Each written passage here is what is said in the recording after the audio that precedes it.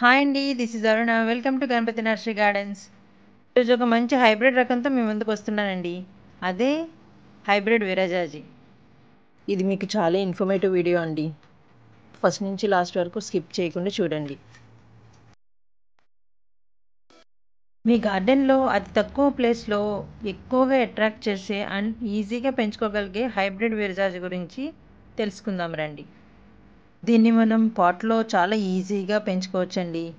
చాలా బుషీగా పెరిగే ప్లాంట్.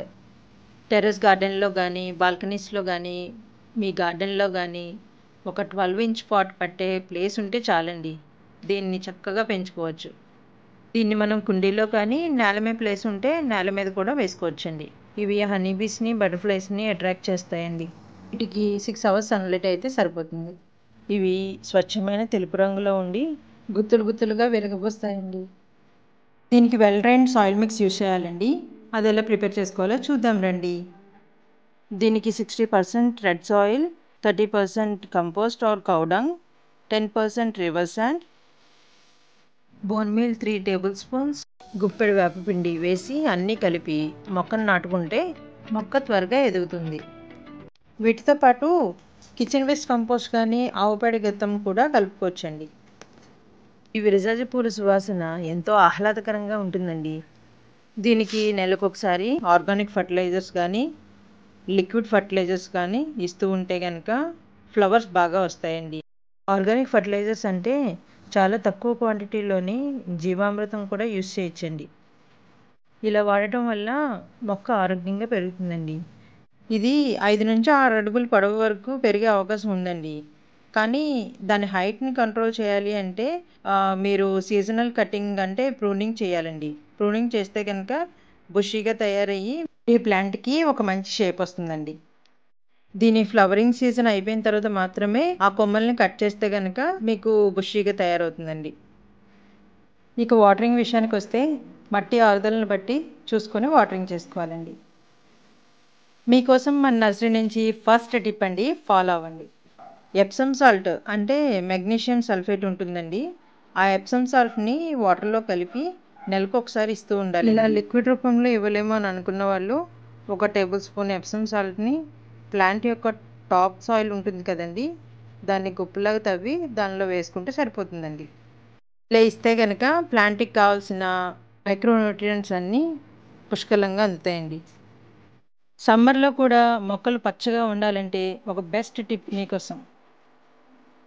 ఈ సమ్మర్లో ఏ మొక్కకైనా టాప్ లేయర్ పైన డైరెక్ట్గా ఎండపడటం వల్ల మొక్క దెబ్బతినే అవకాశం ఉందండి. ముఖ్యంగా పాట్లో పెంచుకునే మొక్కలకి. అలా అవ్వకుండా ఉండాలి అంటే ముఖ్యంగా ఒక మెథడ్ని ఫాలో అవ్వాలండి. అదే మల్చింగ్.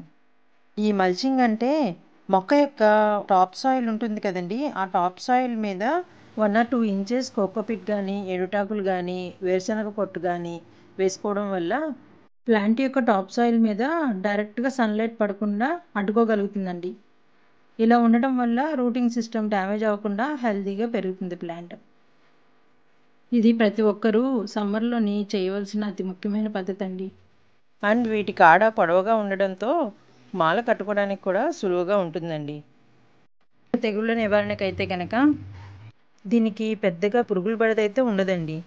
కానీ ఒకవేళ ఉంటే కనుక నిమ్మరసాన్ని కానీ లేకపోతే దాల్చిన చెక్క పౌడర్ని కానీ వాటర్లో మిక్స్ చేసేసి స్ప్రే చేసుకుంటే వాటిని కంట్రోల్ చేయొచ్చు.